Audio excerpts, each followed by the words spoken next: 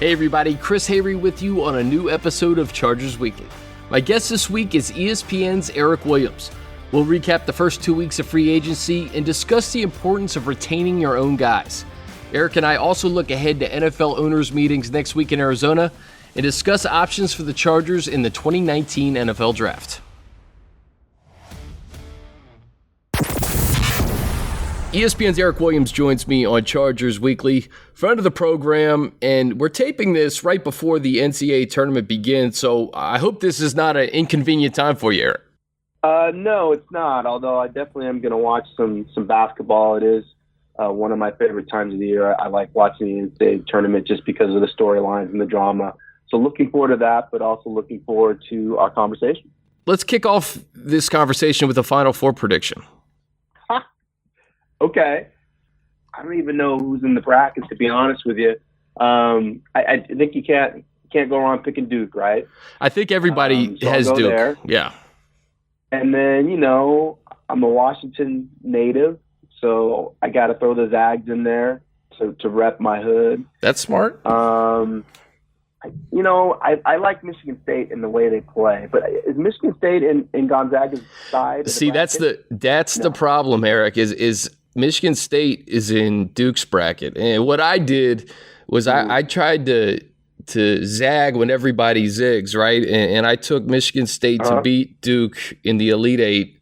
So I had Michigan State, I had Florida State, I had Virginia, and I had UNC. So I had three teams from the ACC and not Duke. I think the ACC is clearly the best conference because watching a lot of their games, it just seems like every year they have 5 or 6 teams that can get in the tournament and win games. And I've seen Florida State play a couple times, and I like them. Kansas, you always got to be leery of Kansas and where they sit in the bracket just because they're there every year. Same with North Carolina. So, I guess those are some of the teams. I'm probably going to root for Gonzaga just because of the Northwest allegiance. Yeah, it's amazing how strong they've been, just so consistent with Mark Few.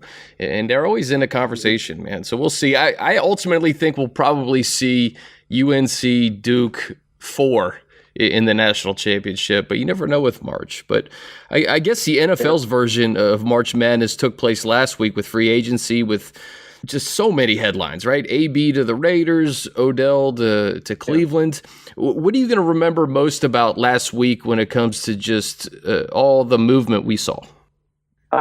It's the soap opera for men, right? I mean, all this stuff happens, and you can't help but pay attention to it. It's why the NFL is the most popular sport and remains the most popular sport in America, just because of all the different things that can happen during the off season, and AB, like you said, going to the Raiders of all places, and John Gruden, what's that going to look like? Now you have Odell going to Cleveland with Baker Mayfield, and now you're kind of interested in that. Can we just have both of those teams on Hard Knocks? I'd like to see both of those situations. And honestly, see what that yes, ends up like. Yes. Let's run back Cleveland back-to-back years, and then let's throw in Oakland, maybe have a preseason game against Cleveland and Oakland and make that an episode. That would be fantastic. Yeah, I would like to see that. And so, again, it just kind of continues to build interest in the league during the offseason and kind of enticing you and teasing you for what you're going to see in the fall.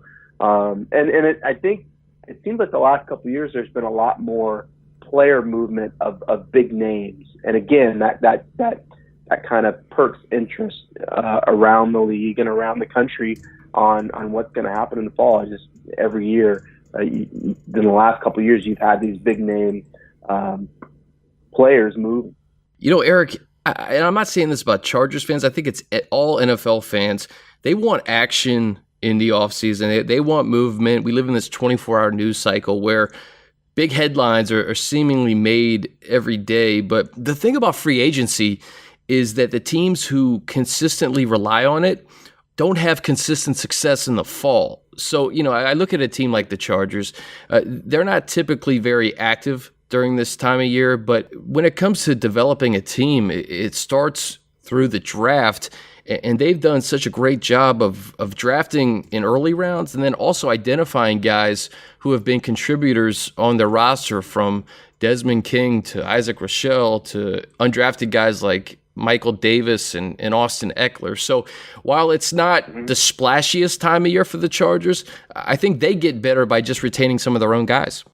Yeah, and it's a philosophy that's worked well from some of the perennial playoff contenders. When you look at the Patriots, the Seahawks, Packers, traditionally they're not making a big splash in free agency, but they do a great job of evaluating players coming through the draft and then retaining their core players that they feel like are going to help them year in and year out make the playoffs. And certainly the Chargers are part of that. Like you said, they didn't make any big splashes in free agency. They signed a couple solid players. And I think for the Chargers, they're really trying to find answers for what's going to happen in the regular season should guys go down. Mm-hmm. And a big part of that was at the quarterback position, where Phillip Rivers, again, is the most durable guy in the league. But, hey, he's not getting any younger. In case something happens, they add Tyrod Taylor, so they still feel like they can compete for a postseason berth on the off chance that Rivers gets hurt. And they give Tyrod decent money to come in and be the backup. So I thought that was really one of the most interesting moves of free agency that maybe got a little bit underreported or people didn't pay attention to. I agree with you. And I love this signing for a lot of reasons. First, you have that familiarity with Coach Lynn. So Tyrod's stepping into a situation that isn't really foreign to him. He knows Coach from their time in Buffalo. He has 46 starts the last 4 seasons. He was a Pro Bowl quarterback in 2015.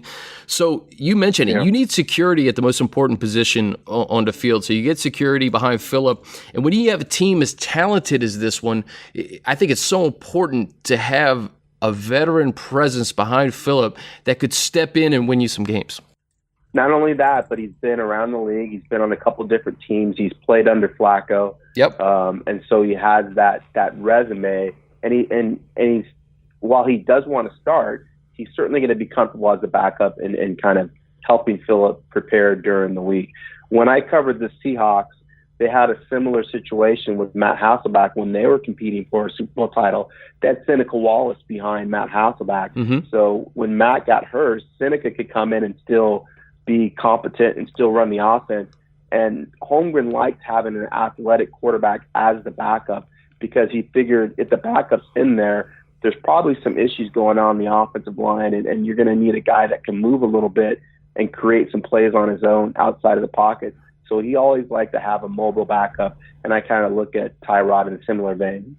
And Eric, I look at Tyrod's past stops, right, in Baltimore and Buffalo and Cleveland. I think it's pretty safe to say that this is the most talented offense that he'll be a part of. You know, if he were to get thrust into action, I don't think he's ever had guys like Keenan Allen and Mike Williams and Melvin Gordon in the backfield. So I think that just further amplifies what he's already done in this league, if he's sprung into action, knock on wood. Yeah, no doubt. He can just kind of be a distributor, get the ball out quick, and let those guys make plays. And when you're surrounded by talented players, it certainly makes the game easier. We've seen that from Phillip the last couple of years. He hits his back foot, the ball's out, and then let Melvin Gordon go get a first down for you, or Austin Eckler, or Keenan Allen. And certainly, if Tyrod is thrust in there, I do think it would be a little bit easier for him. Thomas Davis, 15th season, he's going to be entering as a member of the Chargers. And I know all about the experience and the leadership, but they're not going to bring a guy in here just for that. He still has some juice. 3-time Pro Bowler over the last 4 years, a first-team All-Pro in 2015. Thomas Davis can still get it done. Oh, yeah, no doubt. He's not being brought in here to coach. He's being brought in here to play and certainly be a leader on the field. But, again, it's kind of the same kind of situation when you look at his pedigree, playing with Luke Kuechly, playing with a dominant defense at times in Carolina, his ability to stop the run. One of the things I was surprised when I met him was how lean he was. I mean, he's 6'3", 235 pounds. He's long. And he kind of fits the prototype of what Gus Bradley had in Seattle in terms of long, lanky linebackers that can run and can also cover. You know, I thought KJ Wright would have been a great fit for the Chargers in free agency, and I reached out and talked to him, and I know there was some interest, but obviously he went back to Seattle. But I think Thomas Davis gives you something similar. He gives you a veteran leader in there and a guy that had a lot of production and should help a young linebacker group when you look at Denzel Perryman, Jatavis Brown, Kaiser White, some guys that are still kind of learning the game and evolving in that defense. You just throw them in there and let him go to work. I saw you, Chenna, at USC's Pro Day on Wednesday and talked to him about Thomas and just having that added leadership. And even for a guy like Denzel, Eric, fifth year, a guy who he's had to overcome injuries as well. You know, Thomas Davis talked openly about just overcoming his ACL injuries. I mean, he had to put screws in his arm to play in the Super Bowl.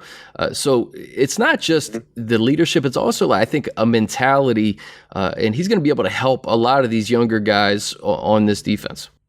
That was one of the things that for Brandon Mebane, he had to learn from other veterans, was how to stay healthy and how to maintain your body and take care of your body, because your body is kind of what gets you through the league and gets you to those next contracts.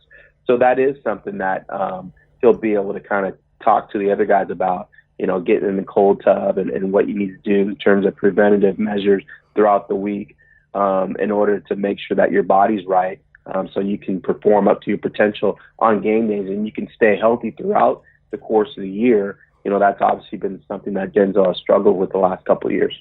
You know, you can't keep everybody in free agency. And of course, Tyrell Williams is on to Oakland, got a really good contract. And I'm very happy for Tyrell because I think he's worked extremely hard. And there's a report now that Darius Philon could be on his way to Arizona.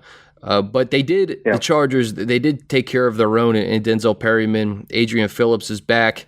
Brandon Mebane is back. And I think the theme here with those three guys is just the leadership, the toughness, and the continuity on defense.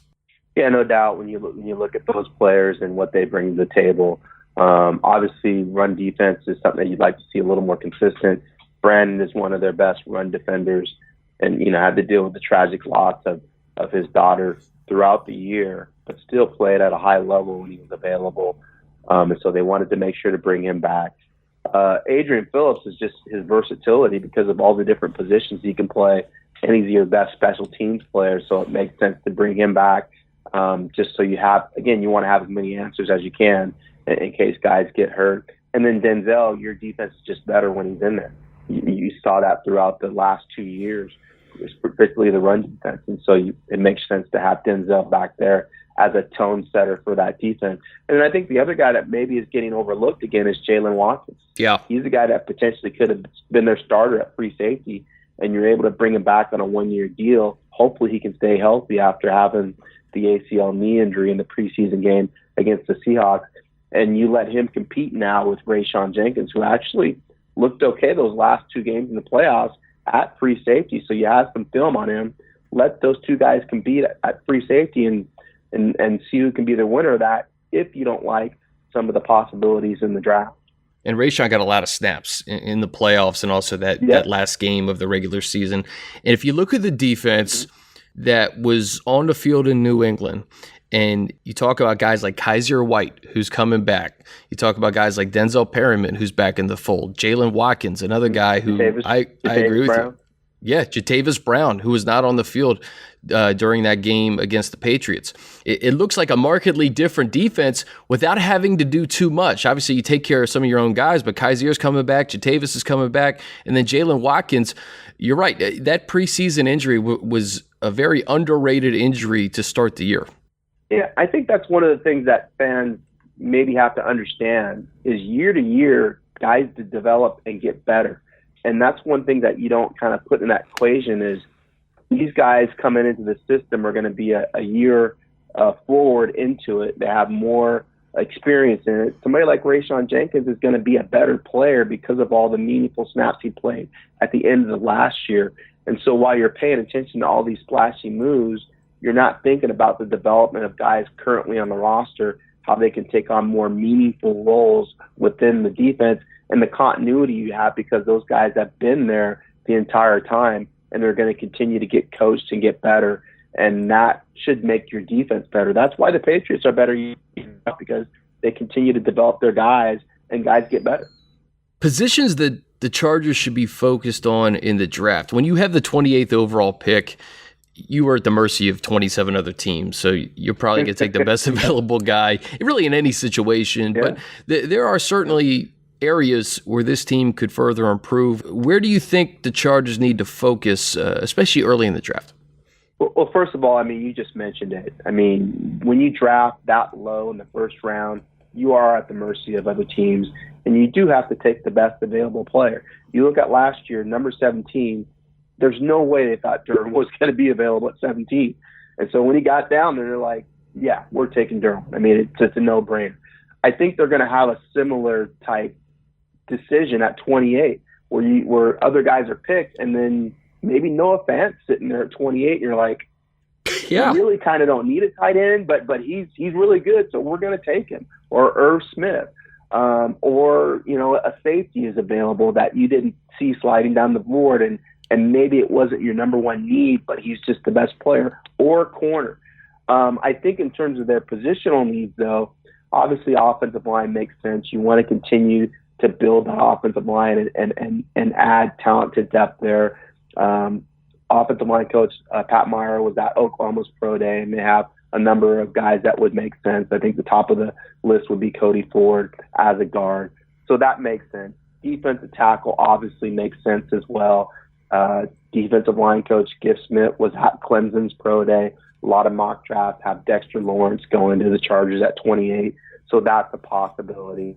I think O-line, D-line, potentially linebacker, again, depending on who's available. But then best available player, if it's a receiver, if it's a tight end, if it's a corner, if it's a quarterback, potentially. You just have to take the best guy available there in the first round, because ultimately it's about adding impact players. As we get closer to the draft too, Eric, it seems like teams that need a quarterback will fall in love with a quarterback a little bit more quickly as we get closer to day one of the draft. And then we talk about this defensive line class and how talented it is. You could have, to your point about Noah Fant, let's say, just for the sake of this conversation, you have all this defensive line talent go in the first 15, 20, 25 picks. You have 4 quarterbacks go in the first 20, 25 picks. That means a really, really, really good player is going to be there at 28. So the board could work to your advantage in that regard. Yeah, no doubt. And like you said, it could be a good offensive player that's pushed down because there's so many talented defensive players. Sorry, my dog is going. He's excited about this draft. That pushes it. Yeah, Kingston's pretty excited about the draft, or our postman's delivering mail. One of those two things. But yeah, it could be an offensive player that drops down that makes a lot of sense for you. All right, Eric, final thing. Which signing in the AFC West do you think is most going to change the landscape of this division? Last year, Alex Smith gets traded to Washington. That obviously propelled Patrick Mahomes into the starting role in Kansas City. He ultimately became the league MVP. Is there a signing that you saw over the last week or two that you think will drastically change what this division was in 2018? Well, I mean, we'll have to go with the most important position on the field with Joe Flacco going to Denver. Yeah. I mean, they're counting on him being a better answer quarterback than Keenum was. Obviously, they're going to run probably a similar style offense, probably what Kubiak what ran there in the past when you talk about the zone running system and play action and being able to work off that. Flacco is a talented player in his past. He hasn't played well the last couple years, so we'll see if they can get him going. If they get consistent play at the quarterback position, their defense is still good enough that they can compete for a playoff spot. So I think the fact that they add a quarterback who has won a Super Bowl, has championship caliber play in his past, I think that's an intriguing move that they made. Eric, what are the next few weeks looking like for you before draft coverage really ramps up? I'm going to be going to the NFL owners meeting next week. So interested to see, kind of what comes out of there in terms of the conversations, particularly being able to talk to ownership about, what they feel about the relocation of the Rams and the Chargers in LA and how that's working. So I'll be there for a couple days. San Diego State's Pro Day is tomorrow, Friday. So I'm probably going to stop by that just to kind of take a look. They have an interesting tight end prospect that will be working out there. I'm sure the Chargers will have representatives down there. Beyond that, I think, again, it's just kind of getting ready for the draft and trying to zone in on 4 or 5 guys that the Chargers really like and figure out if I can get one of these mock drafts right for once. Eric, quickly on the owners' meetings, I didn't realize that you were going to be there. What else do you think is going to be on tap? Because, replay is something that I think you're going to look back to that NFC Championship game. That'll be a hot topic. And then I was just listening to Peter King's podcast with Judy Batista. They were talking about how overtime could potentially change, or that may be on the table in the playoffs as well. Yeah, I definitely think those two things, when you talk about, the impact of the game, Saints fans are still upset with what happened in the playoffs and the fact that they didn't get to the Super Bowl based on that call that was incorrectly ruled on the field in terms of pass interference not being called. So I imagine we're going to take a close look at that, and something will come out of that, along with the overtime, which, to be honest, I don't have a problem with it. I feel like if your defense goes out there and makes a stop, then you're fine. I mean, the NFL's played on both sides of the ball, so the fact that you don't get the ball, you still get the opportunity to go out there and stop them. So I think those two things will be big talking points, along with, Robert Kraft and his situation. I think they'll be, that'll be heavily discussed as well. Eric Williams, ESPN, enjoy Arizona, my man, and we'll catch up soon. Awesome. Thanks for having me again, Chris. I appreciate it. And that'll do it. My thanks to Eric Williams for joining me, and of course, thanks to you all for listening. Don't forget, if you like what you hear this offseason, be sure to give us a rating and review on Apple Podcasts. Please help spread the word. Have a great weekend. Enjoy all the March Madness games. And until next time, I'm Chris Hayrie.